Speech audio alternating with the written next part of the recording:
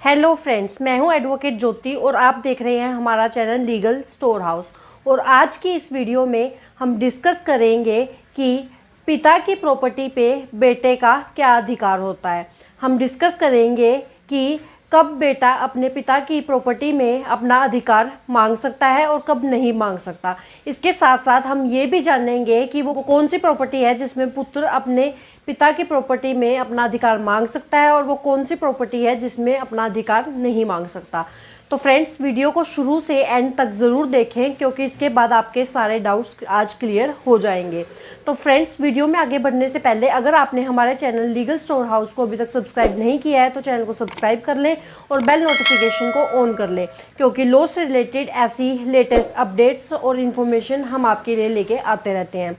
और एक important announcement, अगर आपके जीवन में कोई कानूनी समस्या है और आप उसका समाधान हमसे चाहते हैं तो आप ऊपर दिए गए नंबर पर कॉन्टैक्ट करके मुझसे और मेरी टीम से जुड़ सकते हैं। तो फ्रेंड्स, बिना किसी देरी के चलिए शुरू करते हैं आज की इस वीडियो को।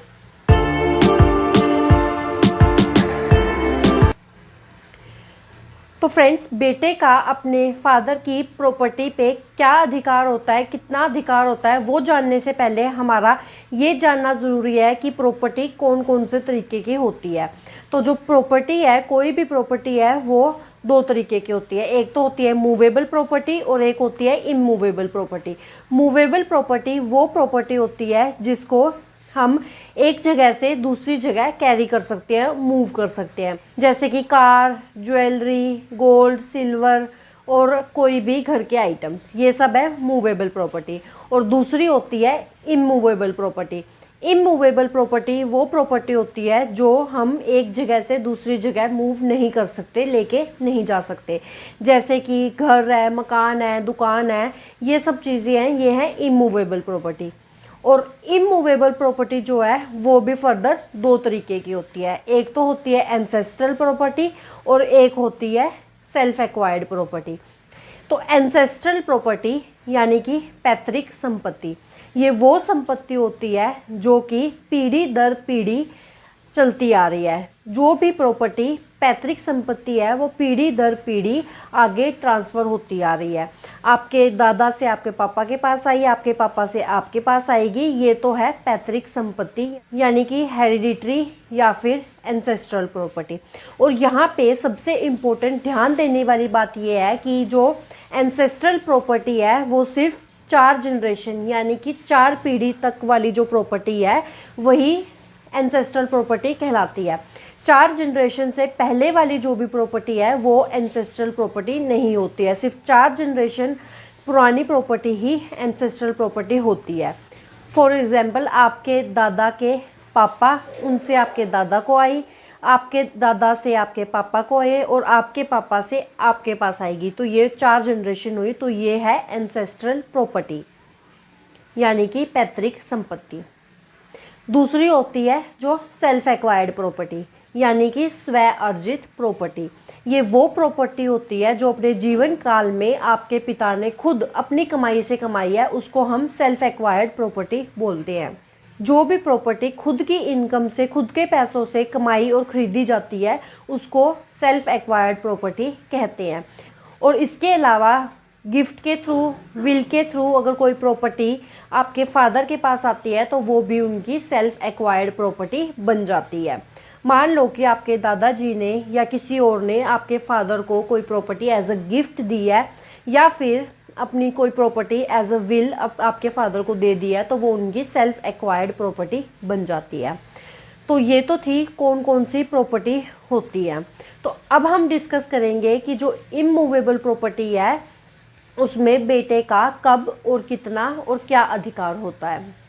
तो जो एंसेस्ट्रल प्रॉपर्टी होती है जो पीढ़ी दर पीढ़ी चलती आ रही है उसमें एक बेटे का पूरा पूरा अधिकार होता है।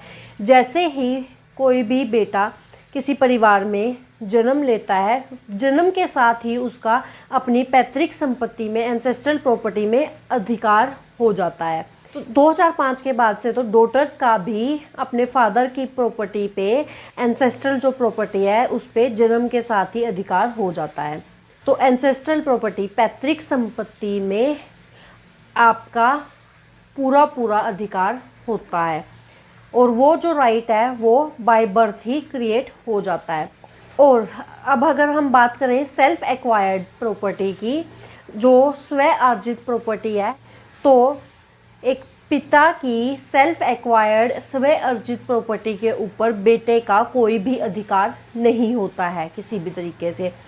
अपनी जो सेल्फ एक्वायर्ड प्रॉपर्टी है उस पर सिर्फ और सिर्फ पिता का अधिकार होता है। वो सिर्फ पिता की मर्जी है कि वो किसके नाम करवाना चाहता है, चाहे तो किसी भी बच्चे के नाम ना कराए, चाहे तो अपने किसी एक बेटे के नाम करा दे या एक बेटी के नाम करा दे। वो सिर्फ और सिर्फ फादर के ऊपर डिपेंड करता है। फादर जो चाहे अपनी सेल्फ एक्वायर्ड प्रॉपर्टी का कर सकता है। तो जो पिता है वो अपनी सेल्फ एक्वायर्ड स्व अर्जित प्रॉपर्टी जो है उसको किसी को गिफ्ट भी कर सकता है। एज अ गिफ्ट वो अपनी प्रॉपर्टी को किसी को दे भी सकता है, और विल के थ्रू वो किसी को ट्रांसफ़र भी कर सकता है। और अगर पिता चाहे तो वो अपनी सेल्फ एक्वायर्ड यानी कि स्व अर्जित प्रॉपर्टी को बेच भी सकता है। तो उसमें एक बेटे का या बेटी का, किसी भी बच्चे का कोई अधिकार नहीं होता है। लेकिन यहाँ पे इम्पोर्टेंट बात ये है कि फादर के जीवन काल में, पिता के जीवन काल में तो बच्चों का उसकी सेल्फ एक्वायर्ड प्रॉपर्टी के ऊपर कोई हक नहीं होता है। अगर पिता की बिना विल बनाई डेथ हो जाती है तो उस केस में आपका अपने फादर की प्रॉपर्टी के ऊपर अधिकार होता है।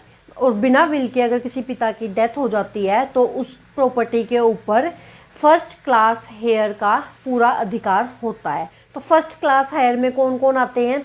इसमें फादर की जो मदर हैं वो, उनकी वाइफ, उनके बच्चे, चाहे लड़का हो या फिर लड़की हो, ये सब फर्स्ट क्लास हेयर में आते हैं। तो फादर की डेथ के बाद जो सेल्फ एक्वायर्ड प्रॉपर्टी है, अगर उसकी विल नहीं बनी है तो वो प्रॉपर्टी इन चारों के बीच में इक्वल शेयर्स में डिवाइड हो जाती है।